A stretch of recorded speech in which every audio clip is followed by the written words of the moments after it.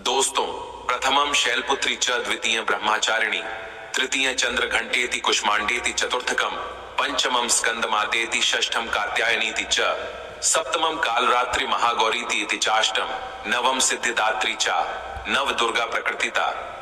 मां भगवती दुर्गा की कृपा सदैव आप और आपके समस्त परिवार पर बनी रहे। दोस्तों, आज की वीडियो में मैं आपसे बात करने वाला हूं शारदीय नवरात्रि के बारे में। शारदीय नवरात्रि जो कि आश्विन मास के शुक्ल पक्ष में आती है, कब से प्रारंभ हो रहे हैं, कब समाप्त हो रहे हैं और नवरात्रि के इन 9 दिनों में कलश की स्थापना करके हम मां दुर्गा की आराधना करते हैं। तो कलश की स्थापना करने का शुभ मुहूर्त क्या है, किस दिन कौन सी देवी की आराधना की जाएगी, इस बार नवरात्रि कितने दिन की है और मां दुर्गा की सवारी क्या है, इसके अलावा दुर्गा अष्टमी, महानवमी और दशहरा कब है, ये सारी जानकारी आपको आज की वीडियो में शेयर करने वाला हूं। तो वीडियो बहुत महत्वपूर्ण है, पूरा जरूर देख लीजिए और अगर वीडियो अच्छी लगे तो इसे लाइक भी जरूर कीजिए, क्योंकि आपके लाइक्स, आपके कमेंट मेरे लिए बहुत महत्वपूर्ण होते हैं। यह एकमात्र जरिया है जिनसे मुझे पता चलता है कि आपको यह वीडियो अच्छी लगती है और आपके लिए यह वीडियो उपयोगी है। तो अगर वीडियो अच्छी लगे तो लाइक तो जरूरी किया कीजिए। दोस्तों, शारदीय नवरात्रि का प्रारंभ होता है पितृपक्ष के अगले दिन से, यानी कि जो सर्व पितृ अमावस्या होती है उसके अगले दिन से ही प्रतिपदा तिथि से ही कलश की स्थापना करके शारदीय नवरात्रि का प्रारंभ हो जाता है। ये नवरात्रि आती है शरद ऋतु में, इसलिए इसे शारदीय नवरात्रि कहते हैं। एक नवरात्रि चैत्र मास में आती है, उसे कहते हैं चैत्र नवरात्रि। इसके अलावा 2 गुप्त नवरात्रि भी होती है, जैसे कि आषाढ़ मास में और माघ मास में। तो सनातन धर्म में 4 नवरात्रि मानी गई है, 2 गुप्त नवरात्र और 2 प्रकट नवरात्रि। इनमें से शारदीय नवरात्रि और चैत्र मास की नवरात्रि का बहुत अधिक महत्व माना गया है। नवरात्रि के इन 9 दिनों में मां दुर्गा के 9 स्वरूपों की आराधना की जाती है और फिर दुर्गा अष्टमी और महानवमी के दिन मां दुर्गा का स्वरूप मानकर कन्याओं की पूजा की जाती है और हवन किया जाता है और इसके बाद इस व्रत का समापन किया जाता है और फिर अगले दिन दशहरा मनाया जाता है। अब बात करें कि प्रतिपदा तिथि कब से प्रारंभ हो रही है, कब समाप्त हो रही है और नवरात्रि की प्रतिपदा तिथि का व्रत हमें कब धारण करना है। तो देखिए, वैदिक पंचांग के अनुसार आश्विन मास के शुक्ल पक्ष की प्रतिपदा तिथि प्रारंभ हो रही है 3 अक्टूबर को सुबह 12:18 पर और समाप्त हो रही है 4 अक्टूबर को सुबह 2:58 पर। तो ऐसे में सूर्योदय कालीन तिथि के अनुसार शारदीय नवरात्रि का प्रारंभ होगा 3 अक्टूबर 2024 को। दिन होगा गुरुवार का, तो 3 अक्टूबर 2024 को नवरात्रि का पहला व्रत रखा जाएगा। अब बात करें कि कलश स्थापना करने का शुभ मुहूर्त क्या है, तो देखिए, कलश स्थापना 3 अक्टूबर को हम करेंगे सुबह 6:15 से सुबह 7:22 तक। कलश स्थापना करने के लिए सबसे शुभ मुहूर्त है 1:06 का। ये कुल समय आपको प्राप्त हो रहा है। इसके अलावा दोपहर में भी आप कलश की स्थापना कर सकते हैं, जैसे कि जो अभिजीत मुहूर्त होता है, इसमें भी आप कलश की स्थापना कर सकते हैं। अगर आप सुबह किसी कारणवश नहीं कर पाते हैं तो अभिजीत मुहूर्त का समय आपको प्राप्त हो रहा है दिन में 11:46 से दोपहर 12:33 तक। इस बीच में भी आप चाहे तो कलश की स्थापना कर सकते हैं। ये कुल समय आपको प्राप्त हो रहा है 47 मिनट का, 47 मिनट का। और अब जानते हैं कि इस बार नवरात्रि कितने दिन की आपको प्राप्त हो रही है, कौन से दिन आपको महानवमी मनानी है। देखिए, 3 अक्टूबर को पहला दिन होगा नवरात्रि का, घट स्थापना आपको करना है और शैलपुत्री माता की पूजा आराधना इस दिन की जाएगी। नवरात्रि का दूसरा दिन होगा 4 अक्टूबर को, दिन होगा शुक्रवार का, माता ब्रह्मचारिणी की पूजा आप करेंगे। और शारदीय नवरात्रि का तीसरा दिन होगा, यानी कि तृतीया तिथि 5 अक्टूबर को है। इस दिन आप माता चंद्रघंटा की पूजा करेंगे, जो माता दुर्गा का तीसरा स्वरूप माना जाता है।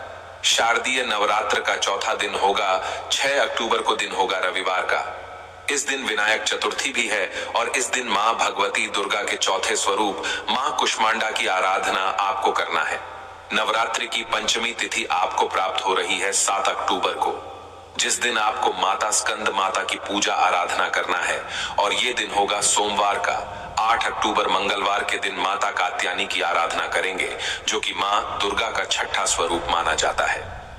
9 अक्टूबर को माता कालरात्रि की आराधना की जाएगी और माता कालरात्रि को मां दुर्गा का 7वां स्वरूप माना जाता है। 8वां दिन नवरात्रि का अष्टमी तिथि 10 अक्टूबर को आपको प्राप्त होगी। इस दिन माता महागौरी की पूजा की जाएगी, जो कि मां दुर्गा का 8वां स्वरूप माना जाता है। तो 10 अक्टूबर को अष्टमी तिथि है। महाअष्टमी और 9वां दिन यानी कि नवमी तिथि जो नवरात्रि का अंतिम दिन होता है, 11 अक्टूबर को है। माता सिद्धिदात्री की आराधना की जाएगी, जो कि मां दुर्गा का 9वां स्वरूप मानी जाता है। और इनकी पूजा किए बिना संपूर्ण नवरात्र का संपूर्ण फल हमें नहीं प्राप्त होता। इसलिए नवरात्रि में प्रतिपदा तिथि से लेकर नवमी तिथि तक विधि विधान से माता दुर्गा की आराधना की जाती है। मां दुर्गा के 9 स्वरूपों की आराधना से किसी भी प्रकार की आपकी कामना को पूर्ण हो जाती है। कोई भी आपके जीवन में विघ्न बाधा हो, कोई भी परेशानी आपके जीवन की हो, कोई भी कष्ट हो, आपका समस्त प्रकार के कष्टों से आपको छुटकारा मिल जाता है नवरात्रि के 9 दिनों में मां दुर्गा की आराधना करने मात्र से। और अब जानते हैं कि शारदीय नवरात्रि में मां दुर्गा कौन सी सवारी से आगमन कर रही है।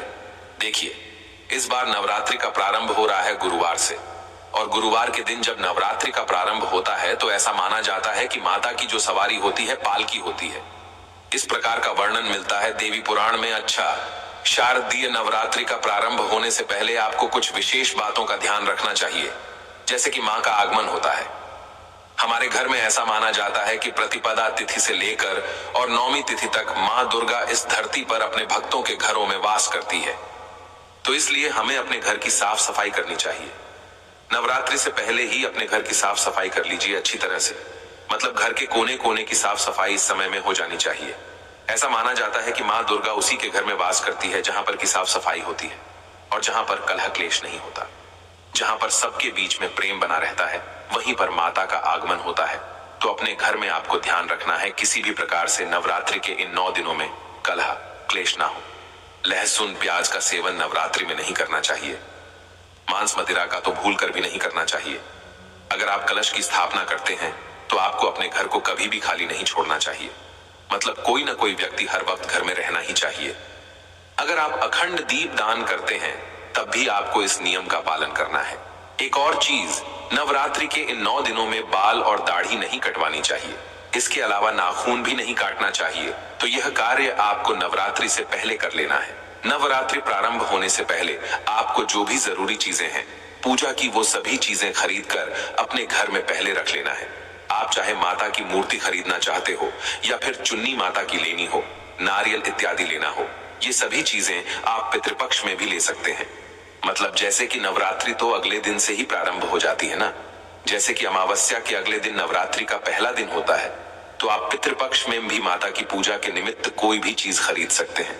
ठीक है, जैसे कि जाप करने के लिए माला आपको चाहिए, या फिर आप पुस्तक लेना चाहते हैं, सप्तशती की, या फिर अखंड दीपक लेना चाहते हैं, या और भी चीजें जो कि पूजा की सामग्री होती है, वो सभी सामग्रियां आप पितृपक्ष में खरीद सकते हैं। कोई दिक्कत नहीं है। देखिए, पूजा की कोई सामग्री हम खरीदारी करते हैं, पितृपक्ष में तो उसका कोई दोष नहीं लगता। अपने लिए कुछ नहीं खरीदना चाहिए, और अगर खरीद भी लेते हैं तो उसे धारण नहीं करना चाहिए। ठीक है, तो इस बार नवरात्रि का प्रारंभ हो रहा है 3 अक्टूबर 2024 से दिन होगा गुरुवार का। माता की सवारी होगी पालकी। मतलब जिस सवारी से माता का आगमन होगा वो पालकी होगी।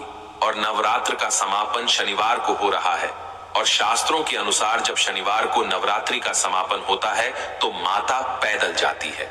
ऐसे में इस नवरात्रि में आपको कुछ बातों का विशेष ध्यान रखना है। विधि विधान से मां दुर्गा की आराधना करके दुर्गा सप्तशती का जितना हो सके पाठ करना है। अगर आप पाठ नहीं कर पाते हैं किसी भी कारणवश, तो आप प्रतिदिन का पाठ सुन भी सकते हैं। हमारे इस चैनल पर दुर्गा सप्तशती का पाठ आपको प्रतिदिन सुनाया जाता है, आप लोग जरूर सुना कीजिए। इसके अलावा नवरात्रि में आपको नवाड़ मंत्र का जप जरूर करना चाहिए। ओम एम क्लीं चामुंडाय विच्चे। इस मंत्र का जप से आपकी किसी भी प्रकार की कामना पूर्ण होती है। तो पूरे विधि विधान से अगर हम मां दुर्गा की आराधना करते हैं, मंत्रों का जप करते हैं और सात्विक आचार विचार व्यवहार रखते हैं, तो किसी भी प्रकार की हमारी कामना हो मां दुर्गा की कृपा से पूर्ण होती है। और अब जानते हैं कि साल 2024 में दशहरा कब है, विजयादशमी कब मनाई जाएगी। तो देखिए, 12 अक्टूबर 2024 को विजयादशमी अर्थात दशहरा मनाया जाएगा। दोस्तों, उम्मीद करता हूं ये वीडियो आपके लिए उपयोगी होगी। इसके अलावा भी अगर आपका कोई प्रश्न हो कोई विशेष वीडियो देखना चाहते हैं तो कमेंट बॉक्स में जरूर लिख दीजिए।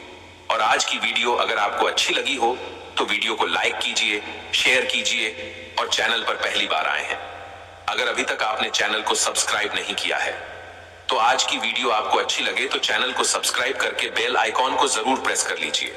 इससे यह होगा कि इस चैनल पर जो भी नई वीडियो अपलोड होंगी उनके नोटिफिकेशन आपको सही समय पर प्राप्त होंगे।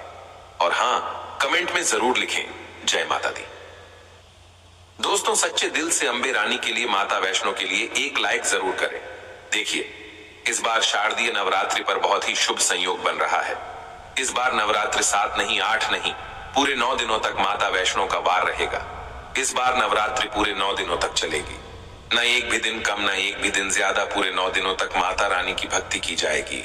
9 दिनों के नवरात्र बहुत ही शुभ और मंगलकारी माने जाते हैं, अत्यंत दुर्लभ होते हैं। आपको बता दें, इस बार शारदीय नवरात्रि 3 अक्टूबर दिन गुरुवार से लेकर 11 अक्टूबर दिन शुक्रवार तक रहेंगे। यानी दुर्गा अष्टमी 10 अक्टूबर को दिन गुरुवार को मनाई जाएगी और नवमी